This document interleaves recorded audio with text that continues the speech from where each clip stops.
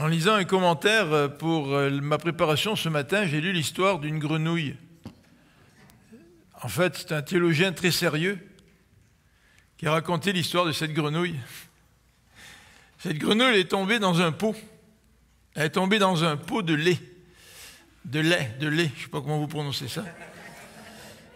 Mais c'est une histoire bien laite pour une grenouille. Parce que les parois du pot étaient un peu trop élevées. Et la grenouille essayait de sauter. Mais évidemment, dans un pot de lait, il n'y a pas beaucoup d'appui. Et malgré tous ses efforts, elle n'y arrivait pas. Mais elle continuait. Puis à force de pédaler, ce qui est arrivé, c'est qu'une partie du lait s'est transformée en beurre. Et là, en s'appuyant sur les morceaux de beurre, elle a pu sortir du pot. Hein? C'est fantastique, ça. Et le commentateur de dire « Continue de faire de ton mieux et tu y arriveras. » C'est un petit peu ce que nous croyons. Hein. Dans un sens, nous croyons que plus on fait de nos efforts, eh bien, plus on va y arriver. Et nous le croyons malgré le contraste que nous vivons dans notre société nord-américaine, en particulier évidemment chez les anglophones, lorsque nous chantons le chant « Grâce infinie ». On dirait que ce que nous croyons est en contradiction avec ce que nous chantons. Ou ce que nous lisons dans la Bible est en contradiction avec ce que nous pratiquons. La grâce infinie, c'est vraiment le contraire de tous nos efforts. La grâce infinie, c'est l'intervention de Dieu devant l'échec de tous nos efforts, devant l'échec de toutes nos tentatives. Et cette question de la grâce de Dieu, c'est une question que les Juifs se posaient. Et eux, ils y ont répondu de la même manière qu'illustre cette petite histoire de la grenouille dans le pot. La plupart des Juifs croyaient qu'Abraham avait été justifié par les œuvres et non pas par la foi. Alors pour nous, ça peut paraître étrange parce qu'on lit les textes bibliques puis on parle de la foi d'Abraham. Mais dans la tradition juive, les Juifs croyaient qu'Abraham avait été justifié par les œuvres. Et ce matin, nous allons regarder sous le titre « Par la foi seule », donc « Sola fide », par la foi seule, nous allons voir en quoi Abraham, et notamment David, et notamment la loi, sont une illustration de la foi seule. La vie d'Abraham illustre qu'on s'approche de Dieu par la foi seule, qu'on est justifié par Dieu seulement par la foi. La vie de David aussi illustre qu'on est justifié par la foi seulement, que c'est une grâce qui vient de Dieu.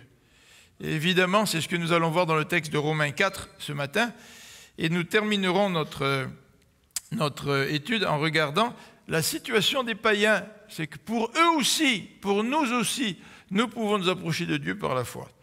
Donc c'est le sujet qui continue, celui que nous avons commencé dimanche dernier.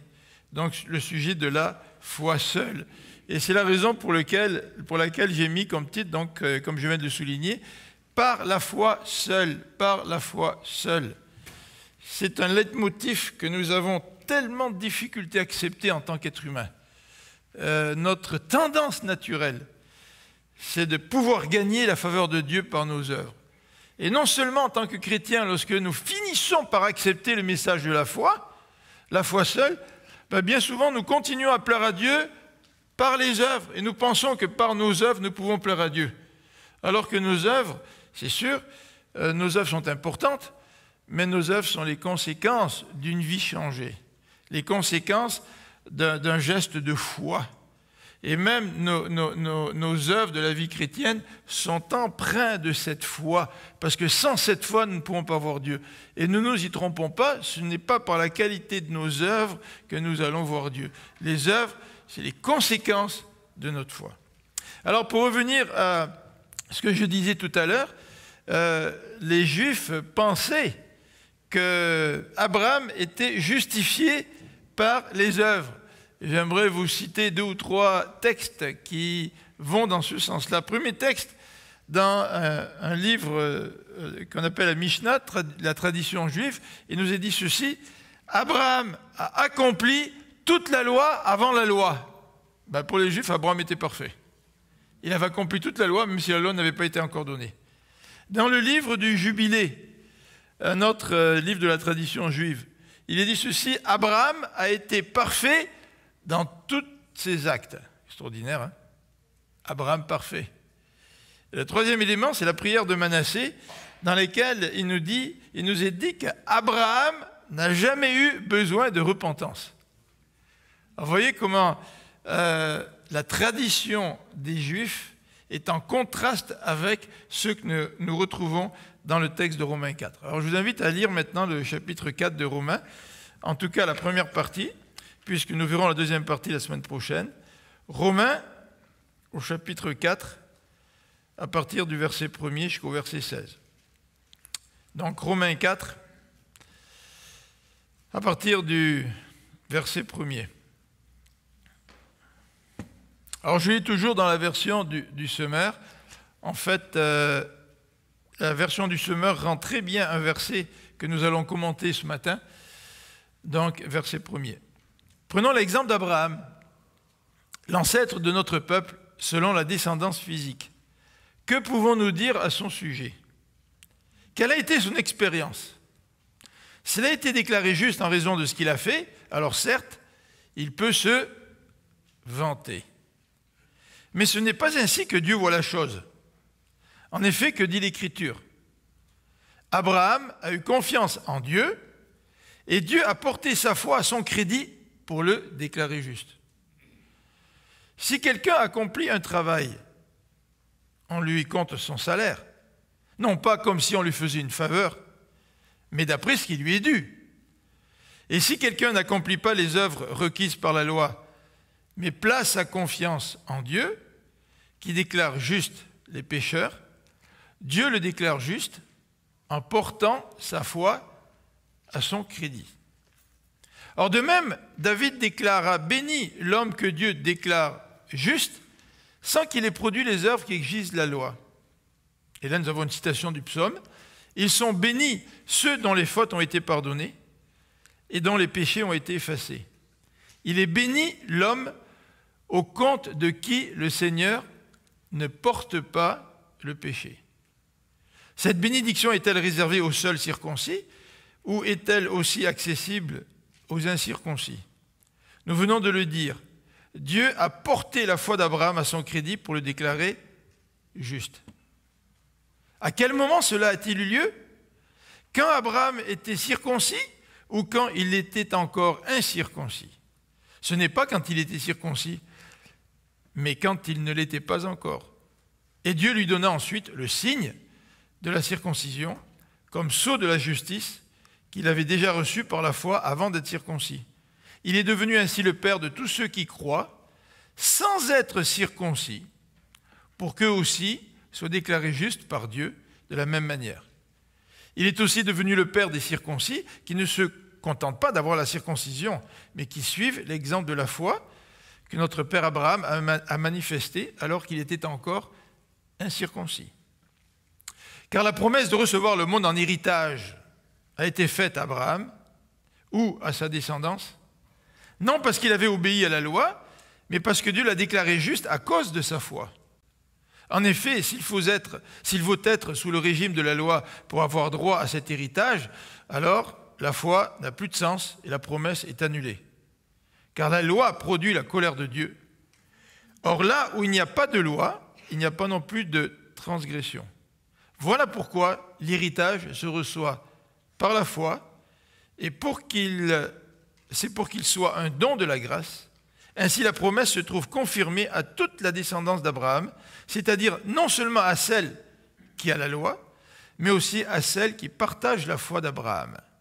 Il est notre Père à tous, comme le dit l'Écriture. Alors là, j'ai entamé le passage de la semaine prochaine, j'aurais dû m'arrêter après Abraham. Mais c'est vrai qu'il est notre Père à tous, comme dit l'Écriture. Alors on va prier ensemble. Seigneur notre Dieu, merci pour l'enseignement de ta parole. Merci pour ce magnifique cadeau. Tu crédites notre compte, Seigneur. Et ça, c'est un merveilleux cadeau. Et Seigneur, fais que ce salut par la foi seul puisse non seulement nous attirer à toi si nous ne te connaissons pas, mais fais que ce message par la foi seule puisse profondément transformer la façon dont nous vivons la vie chrétienne. Seigneur, afin que la loi ne soit plus au centre de notre vie, mais que ce soit la foi. Et que ce soit la foi qui nous permette d'accomplir la loi. Et non pas la loi qui nous permette d'acquérir ce salut, que nous avons par ailleurs reçu par grâce. Donc Seigneur, encourage-nous ce matin par l'exemple d'Abraham, par l'exemple de David, et encourage-nous en nous rappelant que si ce salut est par la foi pour les circoncis, il est aussi par la foi pour les incirconcis, c'est-à-dire pour tous. C'est au nom de notre Dieu que nous te prions. C'est au nom de ton Fils que nous te prions, notre Dieu et notre Père. Amen. Donc regardons tout d'abord l'exemple d'Abraham avant de regarder celui de David et de terminer par l'exemple des païens. Donc ça va être les trois axes autour desquels nous allons articuler notre présentation ce matin. Exemple d'Abraham, on suit le texte. Exemple de David, on suit le texte. Et on termine par la situation des païens. Alors, l'exemple d'Abraham, des versets 1 à 5. Les versets 1 à 5. Prenons l'exemple d'Abraham, nous dit l'apôtre Paul ici. Et Abraham, vous le savez, a un rôle central dans l'histoire d'Israël. Il est l'ancêtre du peuple. Et Paul veut faire référence à l'expérience d'Abraham et au fait qu'Abraham a été déclaré juste. Et Paul pose la question au verset 2, s'il a été, ou plutôt il affirme, s'il a été déclaré juste en raison de ce qu'il a fait, alors il peut se vanter. Et ça, c'est ce que les Juifs pensaient, qu'Abraham avait été déclaré juste à cause de ce qu'il a fait. Mais Paul insiste en disant, ce n'est pas ainsi que Dieu voit la chose. Donc d'emblée, Paul est en train de confronter la tradition juive de l'époque. Et pour confronter la tradition juive de l'époque, il va citer un texte qui est tiré de Genèse au chapitre 15. Et nous le voyons au verset 3. En effet, que dit l'Écriture? L'Écriture dit, Abraham a eu confiance en Dieu et Dieu a porté sa foi à son crédit pour le déclarer juste. Alors je vous invite à réfléchir un petit peu sur ce verset, sur cette citation qui vient de Genèse au chapitre 15. Et si vous avez votre Bible, je vous invite à tourner dans Genèse au chapitre 15. Et en particulier, il s'agit du verset 6, où il nous est dit « Abraham fit confiance à l'Éternel, et à cause de cela, l'Éternel le déclara juste. » Alors l'expression est un petit peu différente dans la traduction entre Genèse 15 et le texte de Romains. Nous allons y revenir dans quelques instants. Mais quel est le contexte de Genèse 15? Est-ce que vous vous souvenez, dans la chronologie des événements de la vie d'Abraham, est-ce que vous vous souvenez du contexte de ce chapitre 15? Bien, le contexte du chapitre 15, comme dirait la palisse, vient après le chapitre 14, où nous est décrit la victoire d'Abraham sur plusieurs rois qui avaient amené captif Lot. Et Abraham a rassemblé à peu près 300 serviteurs de son clan. Il est parti à la poursuite de ces 5 rois. Il a remporté la bataille. Il a délivré Lot de la main de ses ravisseurs. Et le texte ne termine pas simplement au verset 16. Il récupère tout le butin, il ramène aussi Lot, son parent, ainsi que ses biens, les femmes et les autres prisonniers. Mais le texte continue, le chapitre continue, avec l'épisode de Melchisédek. Et le roi de Salem, qui était prêtre du Dieu figure un petit peu mystérieuse qui est reprise dans l'Épître aux Hébreux. Et Melchisédek bénit Abraham. Et Abraham lui donne la dîme de tous ses biens. Alors Abraham vient de vivre une expérience tout à fait extraordinaire au chapitre 15, qui nous est décrite au chapitre 14 de la Genèse. Mais au début du chapitre 15, Abraham vit un petit peu le contre-coup de cette expérience extraordinaire. Et en cela, Abraham est humain comme nous. Bien souvent, lorsque nous vivons une expérience extraordinaire ou marquante avec Dieu, bien souvent, nous ressentons par la suite un contre-coup. Donc, il faut se préparer à cela. Hein. Il faut être conscient de cela. L'année dernière, j'ai fait le camp des couples... comment ça s'appelle, le camp des boulots. Et on a eu une belle expérience pendant une semaine, puis je suis revenu à la maison vraiment encouragé. Mais souvent, après ces belles expériences, il y a un moment de découragement. Et ici, au chapitre 15, le chapitre débute en disant au verset 1er, Sarai, l'épouse d'Abraham, ne lui avait pas donné d'enfant. Mais elle avait une esclave égyptienne, nommée Agar. Et vous vous souvenez de la manière dont Abraham a voulu, par ses propres forces, accomplir la promesse de Dieu. Hein? Alors, elle dit à Abraham, tu vois que l'Éternel m'a empêché d'avoir des enfants, va donc vers ma servante, peut-être aurai-je un fils par son intermédiaire. Alors, c'était la coutume à l'époque, quand un couple était stérile, en tout cas un des deux était stérile, en particulier l'épouse, eh bien, le mari pouvait donner une descendance à son épouse par l'intermédiaire de sa servante. Alors, ça faisait partie de certaines pratiques de l'époque. Et donc, Abraham va vers sa servante, elle attend son fils, et Ismaël va naître par la suite. Mais là, je crois que j'ai sauté le chapitre 15 pour le chapitre 16. Alors, on va revenir au chapitre 15, parce qu'on va parler d'Ismaël dans quelques instants. En fait, la circoncision, comme on va le voir, d'Abraham a eu lieu 14 ans après la naissance d'Ismaël.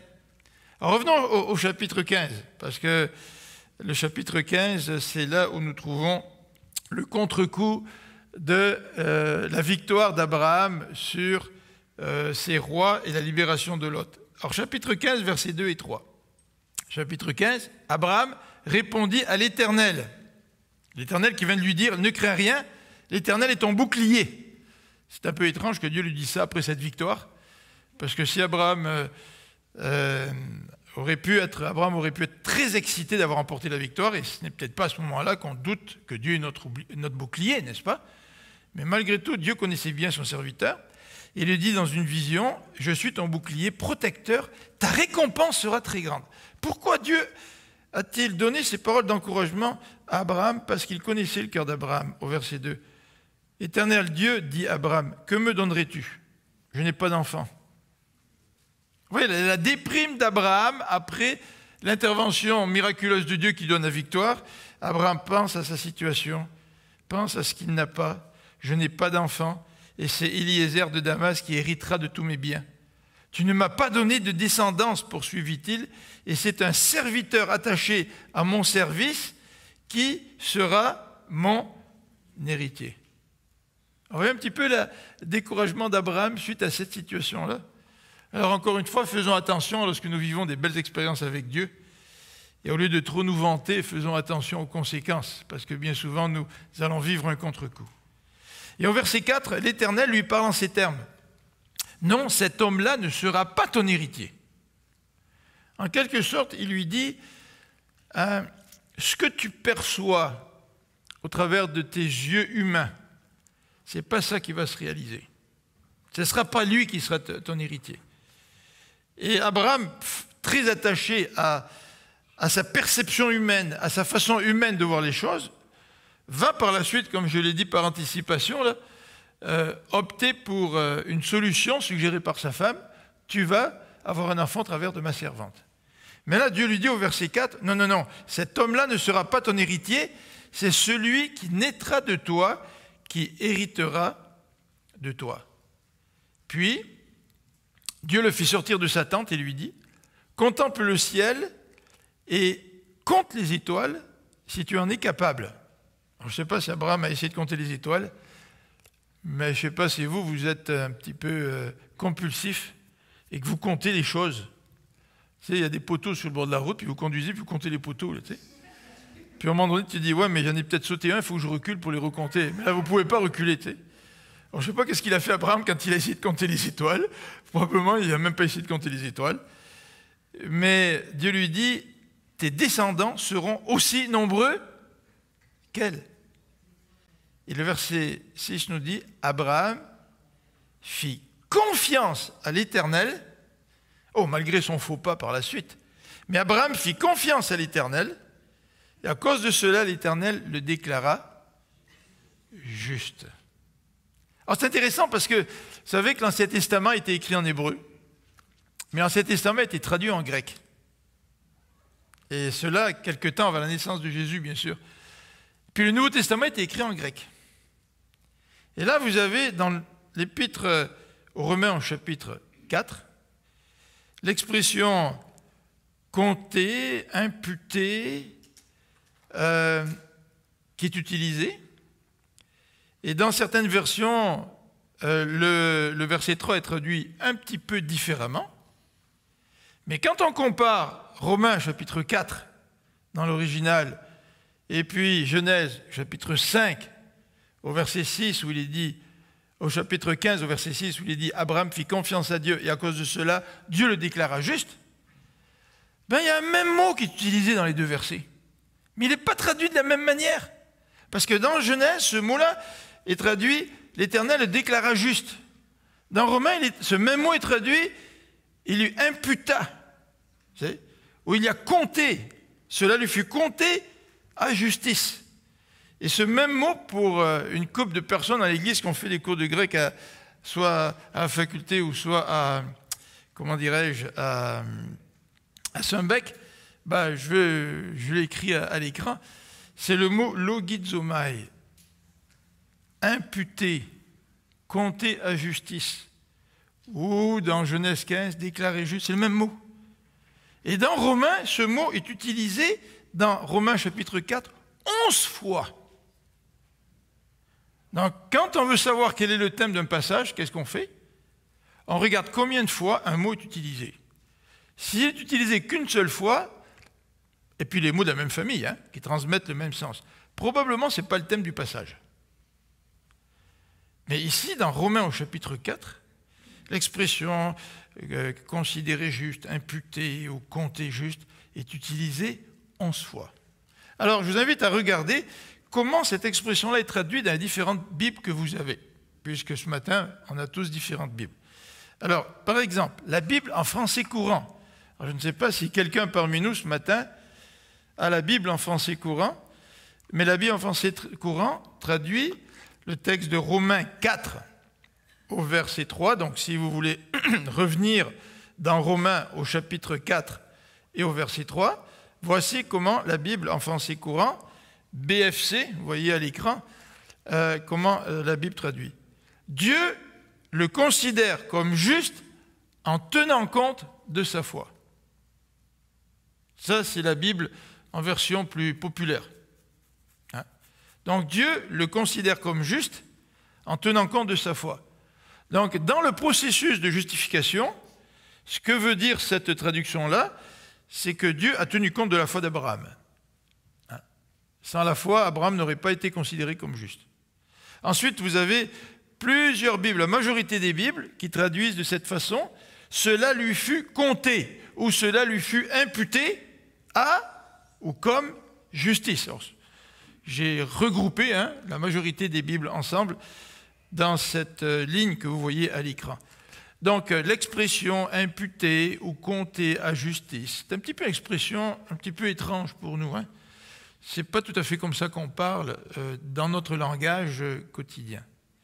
Mais moi, j'aime bien la traduction de Paroles vivantes, ou la traduction de la Bible du Semeur que je vous ai lue, qui nous dit ceci, « Dieu a porté sa foi à son crédit et l'a déclaré juste. » Alors quand moi je lis ça, ça fait résonner dans mon esprit, peut-être dans le vôtre aussi, une question de compte bancaire. Tu sais. Et puis, on met dans ton compte des montants. Tu sais. Et en quelque sorte, Dieu est en train de mettre à notre compte, non pas un montant, mais la foi. Et puisque Dieu met à notre compte la foi, ben Dieu nous regarde comme juste. C'est comme si quelqu'un te donne un montant, il le met dans ton compte, et maintenant tu as assez d'argent pour pouvoir acheter, disons, ta maison ou ta voiture. Il l'a mis à ton compte. Il l'a versé sur ton compte.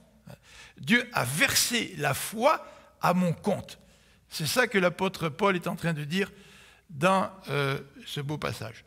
Alors, comme on l'a mentionné tout à l'heure, pour les Juifs, ça c'était un choc. Parce que dans la tradition juive, Abraham a appliqué la loi. Abraham était parfait. Abraham n'avait même pas besoin de repentance, imaginez-vous, le père de la nation. Hein? C'est facile de mettre des gens sur des piédestals et d'en faire des héros sans vraiment avoir une idée juste de ce que ces gens sont en réalité. Vous savez, quand quelqu'un meurt, quelqu'un qu'on aime beaucoup, bien souvent on a tendance à l'idéaliser. Et parfois, les services funèbres sont une occasion pour idéaliser la personne qu'on aime. Et dans un certain sens, ça se comprend. Et c'est pour ça que dans nos services chrétiens, tout en nous souvenant de la personne qui est partie, ce n'est pas elle que nous mettons de l'avant, mais c'est le Seigneur. Parce que le Seigneur donne à cette personne qui a placé sa confiance en lui une vie éternelle. Et qu'en quelque sorte, la mort est un passage vers la vie éternelle. Et c'est ce que nous voulons célébrer quand quelqu'un décède. Et nous voulons, soit pour notre vie ou pour notre mort, dit Paul, rendre la gloire à Dieu. Et c'est une des façons de rendre la gloire à Dieu que de mettre non pas l'accent sur la personne qui est partie, même si on en parle, même si on veut s'en souvenir, bien sûr, mais mettre l'accent sur Dieu, qui nous a permis de vivre une relation avec cette personne et qui a permis à cette personne de vivre pendant X nombre d'années sur cette terre. Mais c'était un choc pour les Juifs d'entendre ce que Paul est en train de dire. En fait, c'est peut-être aussi un certain choc pour des chrétiens aujourd'hui. Parce que nous savons que dans Paul au chapitre 4, Paul est en train de dire, est en train de rejeter le salut par les œuvres. Paul est en train de dire, tu ne peux pas payer pour obtenir ton salut.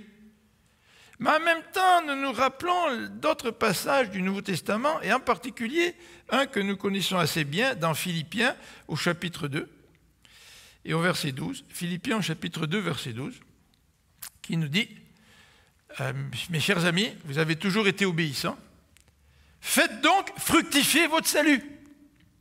Et dans la plupart de nos traditions les plus traditionnelles, l'expression utilisée, faites donc, non pas fructifier, mais travailler à votre salut.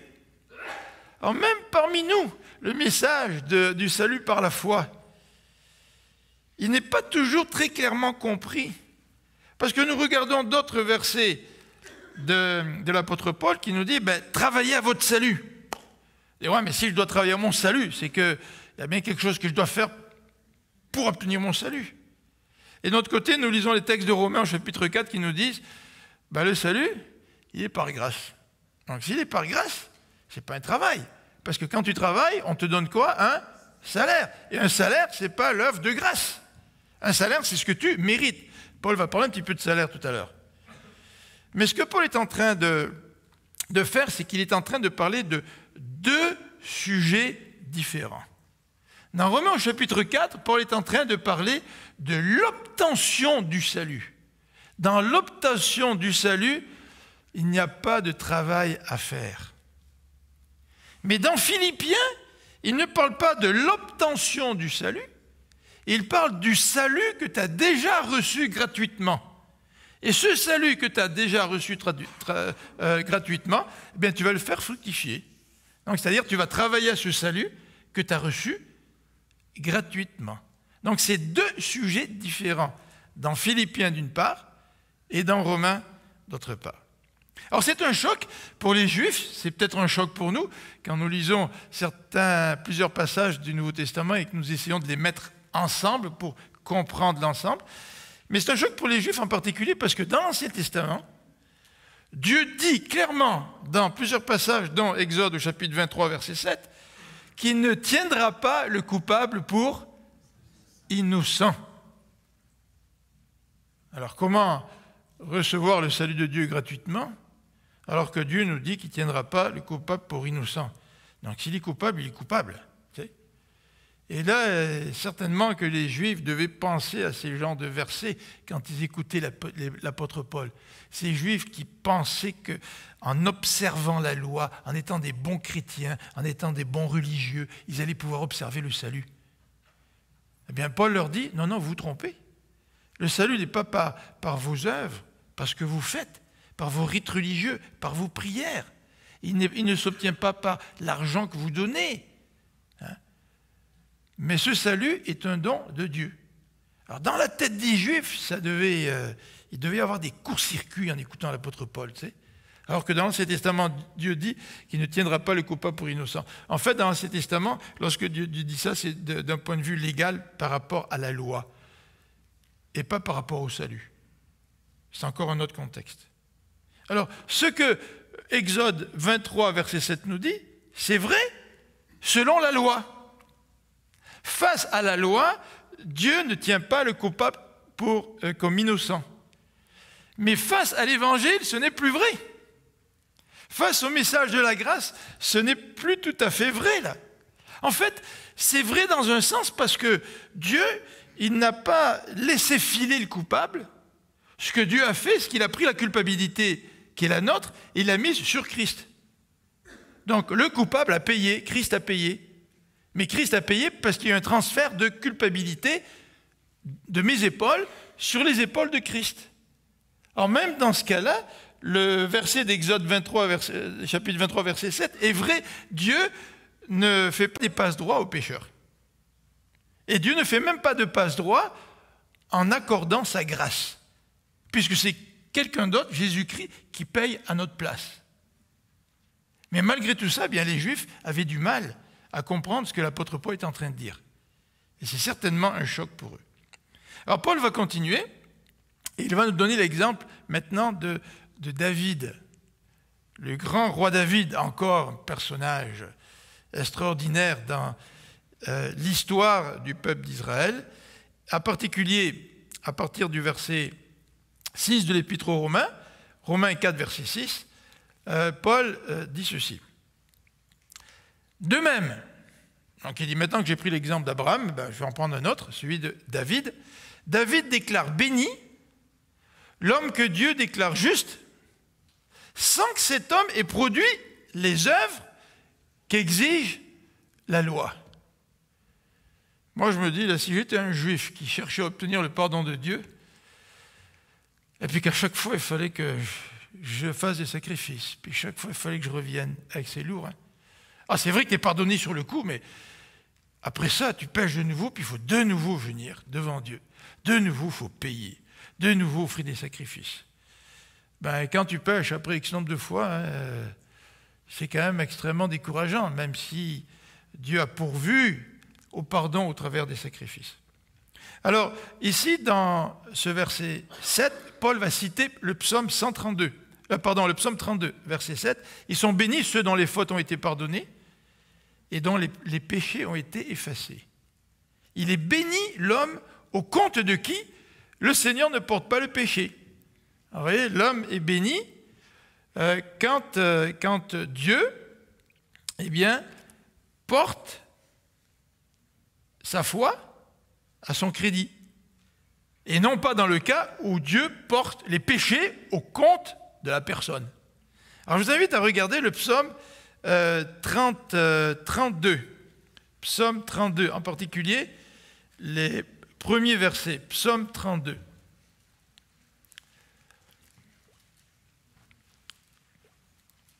Psaume 32. Heureux l'homme dont la faute est pardonnée, est effacée et le péché pardonné. Heureux l'homme au compte de qui l'Éternel ne compte pas le péché. Vous voyez encore cette expression-là? Heureux l'homme au compte de qui l'Éternel ne met pas le péché. Hein. Dieu ne met pas le péché en ton compte, même si tu as péché. Alors, quel est le contexte de ce passage? Probablement que le contexte de ce passage, c'est le péché avec Bathsheba, même s'il n'y a pas de petites notes qui nous le disent. Il faut rappeler cet épisode fameux dans l'histoire de David, un épisode qui jette une ombre considérable sur toute la vie de David, un homme selon le cœur de Dieu, hein. Cet homme qui a convoité cette femme, qui prenait son bain, il était le roi, il l'a fait venir, il l'a pris pour femme. C'était la femme d'un de ces hommes d'élite, Uri, un soldat d'élite qui se battait pour David, qui donnait sa vie pour David. David a lui volé sa femme. Et non seulement il a volé sa femme, il a fait tuer Uri, son fidèle serviteur, pour pouvoir avoir sa femme pour toujours. Et c'est intéressant parce que si on regarde dans le contexte du psaume 32, c'est cette idée en tête, l'horreur du péché de David, l'ombre épaisse qui enveloppe l'histoire de David. Bien David dit « Heureux l'homme dont la faute est effacée ». Heureux l'homme au compte de qui l'Éternel ne porte pas le péché. Alors, je ne sais pas si vous avez déjà expérimenté cette joie. La joie de vous avoir fait pardonner. Peut-être que vous avez eu un conflit avec quelqu'un, peut-être conflit avec vos parents, peut-être conflit avec votre conjoint, et vous savez que vous lui avez fait mal. Hein? En fait, vous voyez la réaction de votre conjoint, et vous êtes malheureux. Et puis, vous voulez vous excuser, mais vous voyez que votre ami, votre conjoint a tellement mal que vous vous sentez encore plus mal, puis vous dites, je ne sais pas s'il va me pardonner, tu sais. Et finalement, après quelques instants, peut-être parfois quelques jours, eh bien, lorsque nous nous approchons et que nous nous excusons, puis que malgré sa douleur, la personne qu'on aime là, malgré sa douleur, elle nous dit, peut-être même au travers des larmes, je ne sais pas, elle nous dit, je te pardonne. Je ne sais pas si vous avez déjà expérimenté ça. Là. Ah, vous vous sentez bien, là, tu sais. Ah, c'est sûr, vous regrettez ce que vous avez fait, certains, là. Puis votre regret peut encore durer quelque temps. Tu sais. Mais là, vous vous sentez bien. Parce que la personne, vraiment, vous a pris dans ses bras, malgré sa douleur, malgré sa souffrance, elle vous dit, je te pardonne. Alors, je ne sais pas si vous avez eu cette expérience avec Dieu. Si vous avez vraiment compris la grandeur de votre péché vis-à-vis de Dieu. Si vous avez compris l'immensité de l'offense que représente mon péché face à Dieu, ou votre péché face à Dieu. Et qu'à un moment donné, vous êtes venu vers Dieu, là, accablé par votre péché, puis Dieu vous a pris dans ses bras, puis vous a dit, je vous pardonne, je te pardonne. Eh bien, David, ici, dans ce psaume, est en train de dire, heureux. Et là, il expérimente cette joie, la joie du pardon. Vous savez, pour être en communion avec Dieu, cette joie du pardon est vraiment essentielle. Et dans ce verset 2, encore une fois, il s'agit d'un psaume écrit en hébreu, mais il y a eu la traduction en grec. C'est le même mot qu'on a vu tout à l'heure, qui est employé. Heureux l'homme, au compte de qui l'Éternel ne met pas le péché. Il ne met pas le péché à mon compte, Dieu. Même si c'est moi qui ai péché. Même si c'est moi qui suis coupable. Dieu ne m'en tient pas compte. Au contraire, il met autre chose dans mon compte. Il met ma foi, dit l'apôtre Paul. En fait, si on regarde l'exemple de David, à travers cette expérience tragique avec Bathsheba, il a brisé 3 fois les 10 commandements. Vous savez lesquels? Il a brisé le commandement qui dit « Tu ne convoiteras point ». Il a brisé le commandement qui dit « Tu ne commettras point d'adultère ». Il a brisé un 3e commandement qui dit « Tu ne commettras point de meurtre ». Est-ce que vous vous rappelez, dans le livre de Lévitique, s'il y a des sacrifices qui permettent d'expier ces 3 fautes-là? Il y a toutes sortes de sacrifices dans ces testaments. Il y a des sacrifices généraux, là, tu sais. Mais il n'y a pas de sacrifice particulier pour permettre à quelqu'un qui a commis ce genre de péché d'être pardonné. Alors David se trouve dans une situation vraiment extrêmement délicate. 3 péchés: convoitise, l'adultère et le meurtre. Alors devant quelle solution David se trouve-t-il? Puisque cette convoitise, cet adultère, ce meurtre va être porté à son compte. Ça, ce n'est pas une très bonne nouvelle. Mais dans ce psaume, David est en train de dire que l'homme dont le péché n'est pas porté à son compte, ben cet homme-là est extrêmement heureux, extrêmement béni. Et il va expliquer au versets 3 et 4 de quelle manière il a pu expérimenter cette joie. Regardez verset 3. « Tant que je taisais ma faute, je m'épuisais à gémir sans cesse à longueur de jour. » Hein, c'est comme quand on a fait du mal à quelqu'un, puis on ne veut pas demander pardon, puis c'est dur, hein, ça nous travaille, on a ça sur la conscience. Et ces descriptions de David sont très très fortes. Je m'épuisais à gémir sans cesse en longueur de jour. Sur moi, le jour et la nuit, la main de Dieu s'apesantissait. Vous savez, les gens qui ont une bonne poignée de main, là, c'est fort. Hein? Puis, moi, j'ai mon petit chien qui, quand mon fils est arrivé chez nous avec son chien à lui, c'est un berger australien. Puis le berger australien de mon fils est à peu près grand comme ça, tu sais. Puis ma chienne, elle est grande comme ça, tu vois. Et puis quand le chien de mon fils, Marc-André, est arrivé à la maison, Maya, elle a vu un gros chien devant elle, tu sais. Puis Maya était encore jeune et ma chienne pouvait utiliser son expérience de vie pour essayer de mettre une limite. Mais quand Maya a commencé à grandir, un chien qui est déjà gros comme ça, et qui joue avec l'autre, et qui à un moment donné décide de lui mettre la patte sur le ventre, je te dis que mon chien ne pouvait absolument plus réagir. Il était carrément coincé, là. Puis elle n'était pas contente, ma chienne, là. Puis à partir de ce moment-là, chaque fois que Maya s'approche de trop près, elle monte les dents, tu sais. Mais imaginez-vous la main de quelqu'un qui s'appesantit sur vous. Est-ce que vous avez déjà fait un peu de catch? C'est intéressant, quand j'étais plus jeune, là, j'avais un ami d'enfance et puis on s'amusait à de la bagarre. Tu sais. Puis quand vous faites de la bagarre comme ça, vous pouvez faire une prise à l'autre, puis l'autre est carrément coincé. Tu sais. Puis là, on a un code. Hein. Si tu veux t'avouer vaincu, là, tu sais, tu tapes là, pour dire ça y est, je suis vaincu, ou tu le dis. Là, tu sais. Mais des fois, on est tellement orgueilleux là, qu'on est coincé, et puis on a de la peine à respirer, puis on se dit, on va quand même trouver un moyen de s'en sortir. Tu sais. Mais imaginez-vous, ce n'est pas la prise que quelqu'un vous fait, là, c'est la main de Dieu qui est sur vous. La main de Dieu, c'est vraiment autre chose. David continue en disant, « Ma vigueur m'abandonnait, comme l'herbe se dessèche lors des ardeurs de l'été. » Alors David se trouve dans une situation sans solution. Il n'y a pas de sacrifice prévu, là, tu sais. Comment tu peux faire pour réparer le meurtre? Comment tu peux faire pour réparer l'adultère? Comment tu peux faire pour réparer la convoitise? Eh bien, le verset 5a nous dit, « Je t'ai avoué ma faute, je n'ai plus caché mes torts. J'ai dit, je reconnaîtrai devant l'Éternel les péchés que j'ai commis. Alors, tu m'as déchargé du poids de ma faute. » Ça, c'est extraordinaire, parce que la solution se trouve dans la repentance et dans la confession. Et non seulement dans la repentance et dans la confession, mais que suite à la repentance et la confession, dans la foi que j'ai placée en Dieu, Dieu va me décharger de mon poids, du poids de mon péché.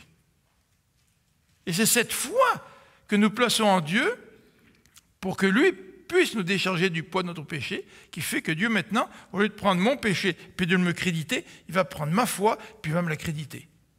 Et il va me considérer comme juste. Ça, c'est un message qui est tout à fait merveilleux. Par sa grâce, Dieu considère ma foi et me la crédite pour me voir juste dorénavant. Troisième élément dans ce texte qui se trouve devant nous, à partir du verset 9, toujours dans Romains, si on revient dans Romains au chapitre 4, à partir du verset 9, l'apôtre Paul va maintenant parler de la situation des païens. Alors, ce n'est peut-être pas un terme très très élogieux quand on se fait traiter de païens aujourd'hui, mais les païens, ça veut dire les gens qui n'appartenaient pas au peuple juif, c'est-à-dire les non-juifs, c'est-à-dire les gens qui n'étaient habituellement pas circoncis.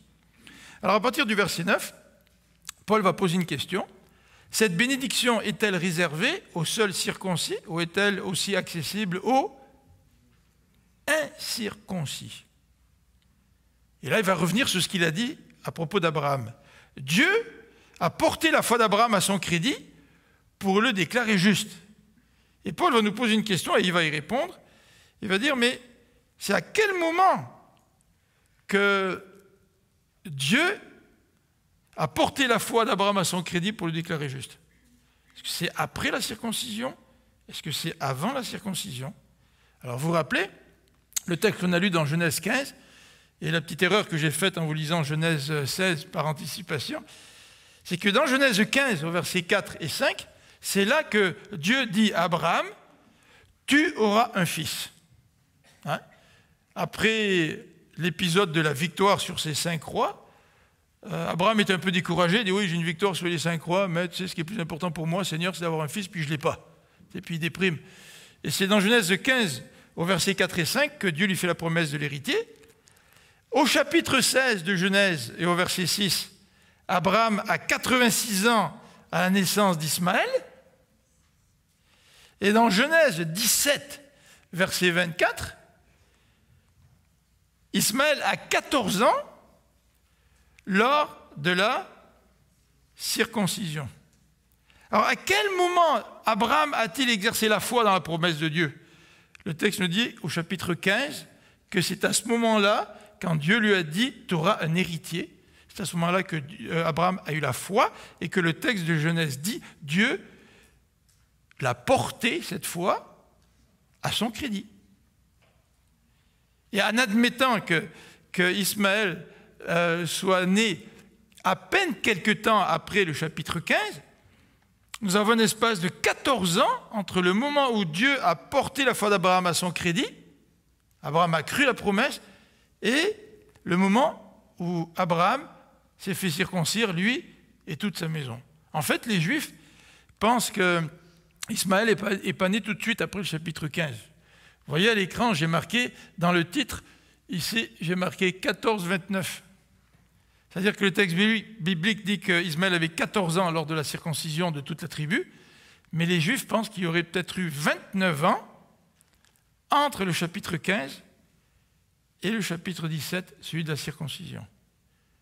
Donc, Paul veut vraiment insister en disant, ce n'est pas par le rite religieux que Dieu va t'accepter. Ce n'est pas par ton baptême d'enfant, ce n'est pas par ta confirmation, ce n'est pas par ton baptême d'adulte, ce n'est pas en prenant le repas du Seigneur, ce n'est pas par ces rites-là que Dieu va porter notre foi à notre crédit. Non, non, ce n'est pas par ces rites. C'est par la foi sans ces rites, nous dit l'apôtre Paul. En fait, les versets 11 et 12 vont un petit peu plus loin. Et les versets 11 et 12 nous dit que Abraham est vraiment le père des circoncis et des incirconcis. C'est-à-dire Abraham est le père des juifs et des non-juifs. Et il commence par dire au verset 11, Dieu lui donna ensuite, c'est-à-dire après avoir porté sa foi à son crédit, il lui donne ensuite le signe de la circoncision comme sceau de la justice qu'il avait déjà reçu par la foi des années avant d'être circoncis. Lorsque vous vous mariez, la loi exige non seulement que l'on fasse un échange de vœux, mais la loi exige que vous fassiez aussi un échange d'alliance. Alors, qu'est-ce que ça vaut? Ça ne vaut pas grand-chose. En fait, la valeur, je veux dire, de cette alliance, ce n'est pas en fonction de ces carats, là, parce que je ne pense pas qu'il y ait beaucoup de carats là-dedans, mais elle a une valeur symbolique. Et en fait, vous ne passez pas l'alliance au doigt de quelqu'un en décidant de l'aimer par la suite. En fait, c'est parce que nous l'aimons, et nous l'aimons depuis déjà un certain nombre de temps, que nous avons décidé de nous marier, puis que nous avons utilisé cette alliance, qui est un symbole d'une réalité qui a précédé le don de l'alliance. En fait, la circoncision est un symbole pour les Juifs, en tous les cas pour Abraham, d'une réalité qui a précédé la circoncision. C'était quoi cette réalité? C'est la foi. La foi d'Abraham. En fait, ce que dit Paul, c'est que la circoncision sans la foi n'a pas plus de valeur qu'une alliance sans l'amour et sans l'engagement. Vous savez, les couples qui décident de faire des mariages blancs pour permettre l'immigration, tu sais. Ah ouais, ils vont se passer un anneau au doigt. Mais l'anneau, qu'est-ce qu'il symbolise? Rien. Il ne symbolise pas l'engagement, il ne symbolise pas l'amour. C'est simplement un deal business. Puis de toute façon, 6 mois après, ou 1 an après, ou 2 ans après, ils se séparent. Tandis que dans l'Ancien Testament, l'exemple d'Abraham est en train de nous dire que la foi est essentielle. Au point où le texte nous dit ici, au verset 11, que Abraham est le père de ceux qui croient, même s'ils ne sont pas circoncis. Regardez, il est devenu ainsi, Abraham, le père de tous ceux qui croient, sans être circoncis, pour qu'eux aussi soient déclarés justes par Dieu de la même manière. Déclarés justes de quelle manière? Par la circoncision? Ben non, ils ne sont pas circoncis. Ils sont déclarés justes de la même manière parce qu'ils ont fait un acte de foi envers Dieu.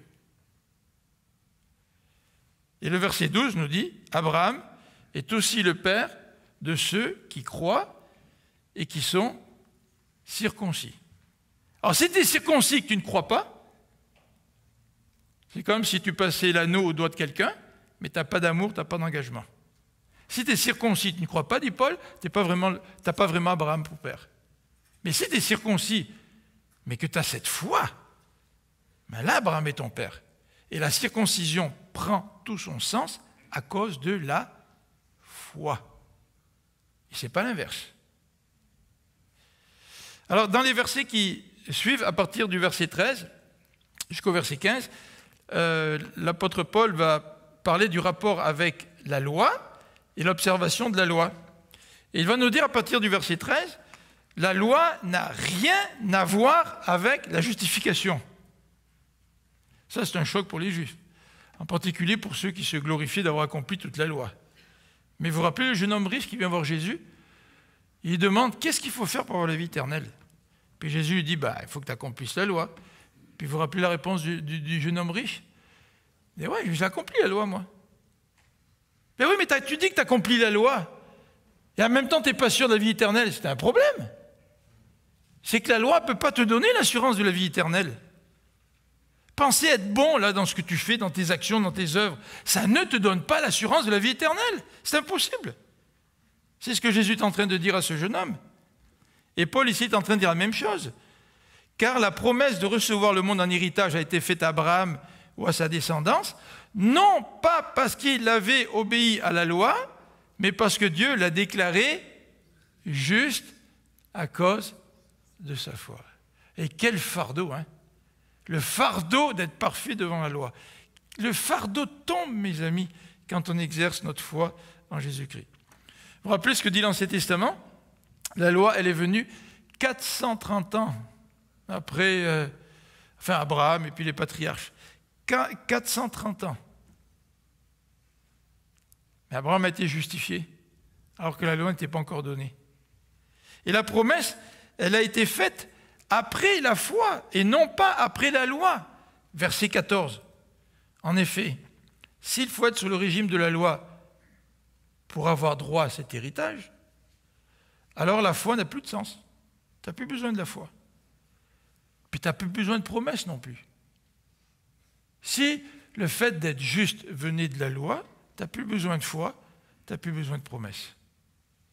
Et le texte précise au verset 15, la loi produit, et on l'a vu depuis le début de l'Épître aux Romains, la loi produit la colère de Dieu, parce que personne d'entre nous n'est capable d'accomplir toute la loi parfaitement. Personne. Et Paul précise en disant, là où il n'y a pas de loi, il n'y a pas non plus de transgression. Mais nous sommes sous la loi. Et si nous nous plaçons sous la loi, que ce soit dans notre vie religieuse ou dans notre vie chrétienne, nous provoquons la colère de Dieu et nous tombons dans la transgression. Alors pourquoi essayer d'arriver à Dieu par l'observation de la loi? Pourquoi essayer, même dans notre vie chrétienne aujourd'hui, de vouloir fonder notre vie chrétienne, notre marche avec Dieu, sur l'observation de la loi? Parce que si tu vis ta vie chrétienne fondée sur l'observation de la loi, tu vas faire face à ta propre transgression.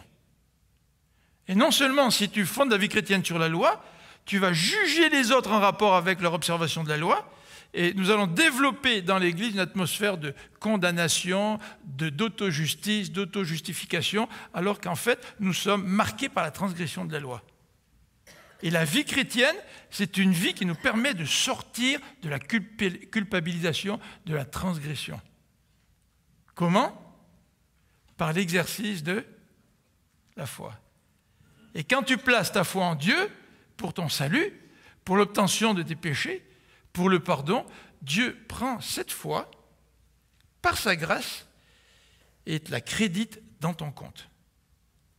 Et quand après Dieu regarde ton compte, il dit, hey, je la considère comme juste. On va prier ensemble, puis je vais vous demander la même chose que la fois dernière.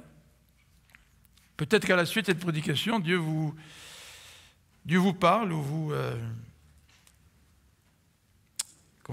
rappelle certaines situations, ou même dans nos situations les uns avec les autres, dans nos rapports humains, où c'est la loi qui prédomine. Vous savez, celui qui veut vivre par la loi, là, c'est non seulement, il a l'illusion qu'il va plaire à Dieu par la loi, mais non seulement il a l'illusion qu'il va plaire à Dieu par l'accomplissement de la loi, mais ça affecte et ça pourrit toutes ses relations interpersonnelles. Parce qu'il voit les relations interpersonnelles à travers de la loi. Et se situe par rapport aux autres en rapport avec la loi. Lui pense accomplir la loi et il juge les autres qui n'accomplissent pas la loi. Mais toute cette doctrine de justification par la foi nous libère de tout ça. Alors on va prier ensemble.